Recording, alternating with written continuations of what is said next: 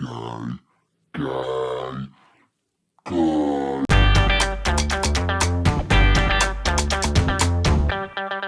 guys, my name is Jturn, but you can call me Jake, everybody does, and today we're going to be talking about one of my favourite games I've been playing, I suppose my favourite games of the year, because we're only in the first month, so I can say that.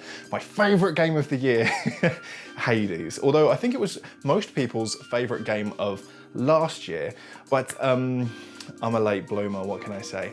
I've come to it in 2021 and I have just been completely enamored with it. I got it on a January sale because it was so recommended to me, and if you haven't played it already, please do. It's so good, it's so good. Before we get into the nitty-gritty of the video, I'm gonna do the mandatory YouTube thing and ask that you like this video, comment on this video. In fact, if you can't think of anything to say to comment on the video yet, why don't you leave me a little trophy emoji, because you deserve one.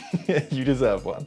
And as a small channel, every interaction helps. So I would be super grateful.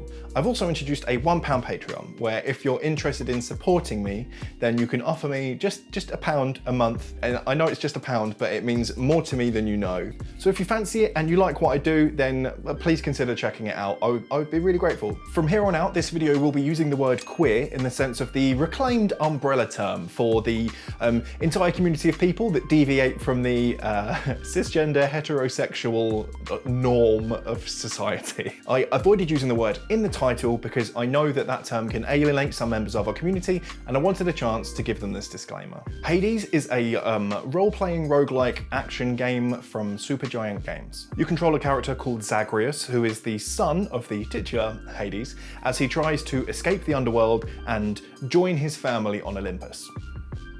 In my opinion, I think that it's also a game about love, about familial love, about platonic love, about romantic love, and the lengths we'll go to for it, really, in ways that I think really only become clear once you've played it. It's got a really satisfying hack and slash combat system. I'm a big fan of the variety of weapons you get and stuff like that. If you're not normally a fan of roguelikes, I would still suggest you try it anyway, because neither am I. But the overarching plot and the fact that you get stronger after each attempt actually really kind of cottoned me onto it. I really liked it. I actually caught the gameplay loop quite well, and every run felt even more satisfying than the last one. Just be brave, just try it out, just go crazy, you know? Especially if you can get it on sale, because I think I got it for 15 quid. 15 quid, and it's a lot of game for 15 quid, I can tell you that. So that's the game that we're gonna be looking at, but before we really sink our teeth into the meat, let's do a little bit of housekeeping, okay? I'm going to be making this video from the perspective of the most lightly salted variety of queer person that there is. A white, cisgendered, homosexual man. A lot of the things I call gay in this video might actually be signifiers for the wider queer community. But what I'm not doing by calling them gay is saying that the gay community has ownership of them. I'm not saying they belong to the gay community, these concepts, right? I'm just saying I find gayness in them. Does that make sense? So yeah, for that reason, it might seem that at times I use the terms gay and queer a little bit interchangeably in this video, but please don't mistake that for thinking that I believe those terms are synonyms, because they are not. If you disagree with anything that I've said in this video, I only ask that you take me on my well-intentioned and playful intent on the tone of this video. And if there's anything that you disagree with or that you think that I need correcting on, please just let me know in the comments. Don't feel afraid to. Now, that's the game we're going to be covering. That's the context in which we're going to be covering it. Gay, gay, gay, and or queer.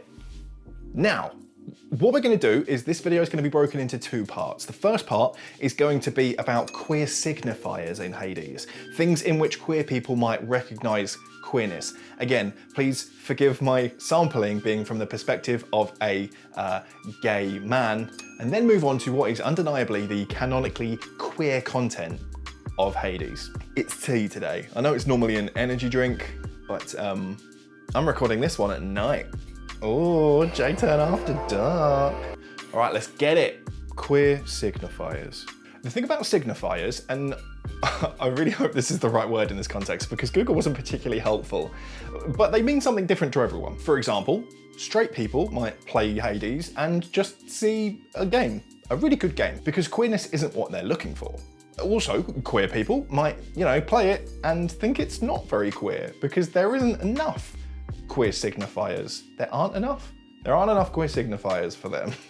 I feel like as a queer person, you pick up these kind of signifiers you recognize and you have an affinity for along the way without even really realizing it. I think camp is a really good example of this. Like, you'll find heterosexual people might watch, I don't know, Death Becomes Her, Addams Family Values, all of those kind of things, and just see a film. Whereas for us, they become iconic. But, you know, anyone hetero watching those might just see a film. It has all of these signifiers that you don't see if you're not looking for, but that you recognize if you know them, right? So in terms of these signifiers, I took to gay Twitter and I asked the gays what's gay about Hades. And here are some of the responses. Daddy issues. Angsty boys. Enemies to lovers. Daddy issues again. Designed for your pleasure, and put a pin in that one. Zagreus is a bi king, or pan. Dionysus. God me, which probably by thigh means Dionysus again. Start to finish, just the whole damn thing. Dionysus again. Being able to customize the House of Hades. And an offshoot of that, multiple disco ball options. But before that, I'd asked, who's the gayest Olympian? Tom Daley. The gayest Olympian? Maybe. Can we know for sure? Tom Daley, that one did make me laugh. Okay, I love a pun. Is it a pun? Does it count as a pun? Are they still Olympians in the same sense? Generally, the consensus was Dionysus. But Dionysus doesn't have a canonically gay relationship in the game, which I think, you know, little mini point here, kind of illustrates my point about how the game doesn't have to have canonical queerness for people to take queer signifiers from it. Dionysus is a flirty, sex-positive, androgynous drunk with his sexy leg out wearing a garter. And, you know, the queer audience finds a lot of affinity with that. Slightly drunk is kind of a pandemic vibe, isn't it? Just being indoors, drinking, getting your sexy legs out. But that's all like opinion-y, vibey kind of stuff, right? Like, all of that stuff could be argued, it could be interpreted differently by different people. Now we're going to move on to the stuff in the game that is queer content. The queer content of Hades, which I've organised into, as Jenny Nicholson would say, an internet-friendly numbered list. So here we go. In at number 1, Hunks and Hunkettes. Guys, everyone in this game is so jacked. It's muscle Marys all over. It's like Tom of Finland down there if they put more twinks in it. Zagreus has got his tits out. Dionysus has the leg with the garter. Ooh. Zeus is showing his gutters. Have you seen a vet? Because Poseidon's swans are sick. Artemis has got her squatters out. You know, she's carrying bears back from the woods. And Aphrodite is, well, like, can I show this? Is YouTube gonna shut me down for this? I have to look at other people's videos. I think anyone queer can probably tell you that being part of the queer community comes with an element of sexualization. Again, my perspective on that could be biased because I'm part of the gay community, which is inherently very sexual. A lot of gay shit is very sexualized. But that's not always a bad thing. Like, sexy as a concept can be very fun. Eroticism can be very fun.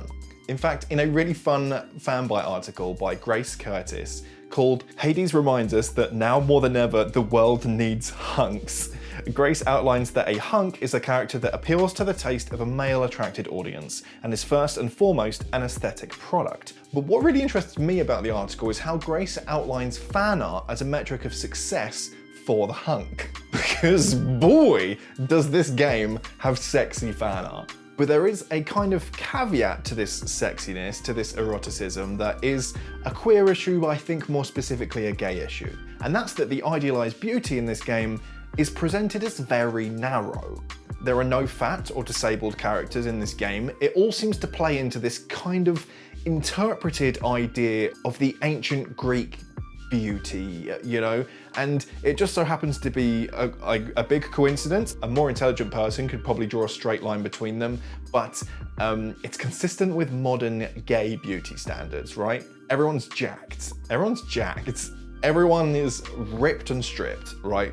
Pick any one of the male characters in this game and they're gonna have over 20,000 Instagram followers. And they're probably breaking COVID guidelines. I'd also like to take this moment to recommend you an article by Ash Parrish called Black Athena: How Hades Gets Its Gods Right, where Ash describes how Supergiant Games decided they were going to take creative license with the race of the gods, including Athena, Dionysus, Hermes, and more. It's a thoughtful article where Ash describes how meaningful it was that they didn't just create another host of white passing characters for this game. When the decision on race was clearly so important to the creators of the game, I find it a bit weird that they didn't also consider bodily shape, right? Good queer love stories. Zagreus, the main character, can end up in a polyamorous relationship with Thanatos, the god of death, and Megara, a fury. He's a bi-king, or he's a pan-king. The apparently historic story of Achilles and Patroclus, is that what he said? I just had to check that again because Patroclus just feels so unnatural. Is that weird of me? It feels so unnatural. I don't know shit about ancient Greece, right? But it seems like the way it's spelled, it should be Patroclus, or I don't know. I'm already forgetting what it was now. I'm useless. Patroclus. Achilles and Patroclus. Anyway, it's treated as a gay relationship. Like, it's canonically gay, they mention it. Dusa, the best and most adorable character in anything ever, this is not negotiable, can be pursued to an extent until she politely tells you that while she has feelings for you, she isn't attracted to you. So they agree to carry on as they are. They still have a very deep love for one another. And many players take this as a confirmation of Dusa's asexuality and of Zagreus' acceptance of it. Besides one awkward conversation where Zagreus really clumsily makes sure that Thanatos and Megara are cool with polyamory. Polyamory isn't subject to judgment by any other characters or anything like that. It's just fine, it's cool. Generally everyone's just very chill about it. You do also have the option to try it on with Achilles if you fancy, but when you do, he turns you down. He politely turns you down and he says that his heart belongs to another, his whole heart. His whole heart belongs to one person. And it's not like an awkward or judgmental interaction, by no means. Monogamy is valid, polyamory is valid. It's just, you know, you love whoever you want, however you want. And that's very queer. There's no coming out or coming to terms with, it's just not up for discussion. It's just normal. They're queer love stories that aren't about being queer, so they feel very natural. They don't feel like a box ticking exercise, right? And I feel like we need more of that. Characters in video games who just get to be queer. Non-binary chaos. And that's the tweet. Non-binary chaos. Chaotic non-binary people. I mean, I don't know about you, but most of the theys I've met, most of the non-binary people I've met have been fantastically chaotic, which is just my favorite kind of vibe. Anyway, chaos is the primordial god before gods, the darkness that was before everything, and is never gendered. Chaos is referred to by they, them pronouns by every character who speaks about them. Chaos is also revealed to be the parent of Nyx, a goddess that you've already met in the house by the time you meet Chaos. And Chaos is the darkness from which she was born. But Nyx doesn't refer to Chaos with any kind of gendering parental affectations like father or mother. And although this is great, I love this about Chaos, it hasn't been handled perfectly by Supergiant Games. Spanish, German, and Brazilian players have complained that translations of the English dialogue into those languages actually misgender Chaos. I don't unfortunately know if this has been resolved or if there are plans to resolve it, because Supergiant Games don't seem to be talking about it a whole lot. If you know any more about this scenario, please do put it down in the comments so that anyone else who's curious can know. That would be really helpful, and I'd be interested to know too. In conclusion,